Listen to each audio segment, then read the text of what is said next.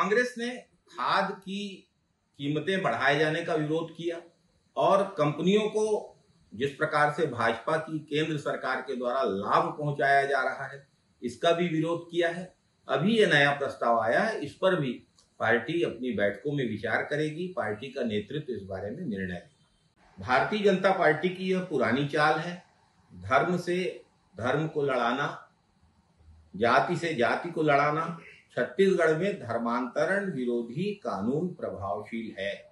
यदि कहीं किसी के द्वारा गलत तरीके से कानून के खिलाफ जाके धर्मांतरण किया गया है तो इसकी बाकायदा ऐसे मामलों को सामने लाया जाना चाहिए। सरकार और प्रशासन ऐसे मामलों पे कार्यवाही भी करेगा, लेकिन सिर्फ माहौल खराब करने के लिए, सिर्फ द्वेष भड़काने के लिए यदि भाजपा के बड़े नेता इस तरीके के आधारहीन आरोपों का सहारा लेंगे तो ये उचित नहीं है। वे बताएं कि कहां पर ऐसी धर्मांतरण की घटनाएं हुई हैं और उसके विरुद्ध क्या शिकायतें की गई हैं। अगर कहीं उनके संज्ञान में कोई ऐसी बात है तो उन्हें इसकी शिकायत करना चाहिए। बयानबाजी। छत्तीसगढ़ में पाठ्य पुस्तक निगम के द्वारा एक अभिनव पहल की गई है। 11वीं और 12वीं कक्षा के विद्यार्थियों के लिए उनके विषयों की किताबें एनसीईआरटी के द्वारा तैयार की गई किताबें पाठ्य पुस्तक निगम के द्वारा ऑनलाइन उपलब्ध कराई जा रही हैं। जो भी इन किताबों को ऑनलाइन लेना चाहता है वो पाठ्य पुस्तक निगम की वेबसाइट www.tbc.cg.nic.in में लॉगिन करके इन किताबों के लिए ऑर्डर कर सकता है।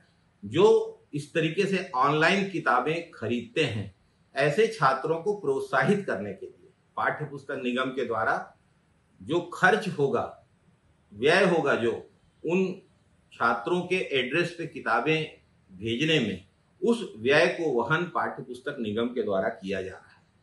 इसके साथ साथ यदि कोई छात्र, शिक्षक, कोई समूह सीधे पाठ्य पुस्तक निगम के रायपुर, बिलासपुर, अंबिकापुर और रायगढ़ डिपो से इन किताबों को खरीदना चाहता है वो सीधे जाके भी खरीद सकता है। सीधी खरीद करने वालों को एनसीईआरटी की इन किताबों पर पाठ्य पुस्तक निगम के द्वारा 15% छूट दी जा रही है।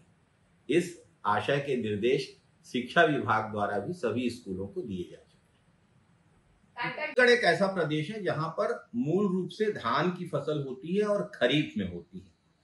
11.75 लाख टन खाद की मांग राज्य सरकार ने की, लेकिन अभी तक हमें जुलाई माह के अंत तक मात्र 5.26 लाख टन खाद ही मिल पाई है। जबकि खाद की अधिकतम आवश्यकता छत्तीसगढ़ में इसी खरीफ के सीजन में होती है।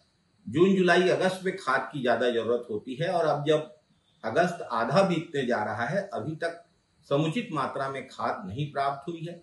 कांग्रेस ने इसके खिलाफ ब्लॉक स्तर पर, जिला स्तर पर और प्रदेश स्तर पर व्यापक आंदोलन किया, पदयात्राएं की और जरूरत पड़ने पर और विरोध करने का कोई मौका, कोई अवसर हम गंवाएंगे नहीं। हम किसानों की बात को पूरी ताकत से सामने रखेंगे। केंद्र सरकार ने खाद की कीमतें बढ़ा दी और खाद की कीमतें बढ़ाकर खाद महंगी करने के बाद अब ये कह रहे हैं कि हम किसानों को पैसा देंगे। किसानों पे ये एक प्रकार का एहसान लादने का काम कर रहे हैं और खाद की बढ़ी हुई कीमतों के द्वारा वो पैसा किसान की जेब से निकाल लेंगे। अर्थात किसान को कुछ नहीं मिलेगा, पैसा तो मिलेगा उन बड़ी खाद कंपनियों को, किसान के हाथ कुछ नहीं आएगा। लेकिन केंद्र की सरकार इसको किसानों की सहायता कहकर झूठा प्रचार करेगी। यही भाजपा की किसान विरोधी साजिश है।